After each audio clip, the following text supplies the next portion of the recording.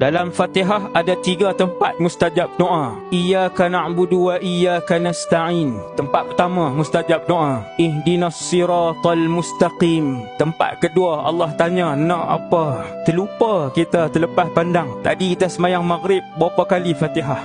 3 kali Fatihah. Ada 9 kali tempat yang Allah tanya nak apa. Bila kita sebut Fatihah, Alhamdulillahi Rabbil Alamin, Allah Ta'ala jawab, Majjadani abdi, hamidani abdi wa majjadani abdi. Hambaku memuji aku, membesarkan aku. Bila kita sebut Iyyaka na'budu wa iyyaka nasta'in, wahai Allah, aku sembah kamu saja, aku minta pertolongan kamu saja. Allah Ta'ala kata, apa yang kamu nak? Apa permintaan kamu? Tiap-tiap kali kita baca Fatihah, sebut 3 ayat ni. Waktu tu niatlah dalam hati, as'alukal jannah ya Rabb. Niat dalam hati, laju-laju, jangan berhenti lama-lama pula. Aku pohon syurgamu wahai Allah. Ihdinas siratal mustaqim. Matikan kami dalam keadaan husnul khatimah.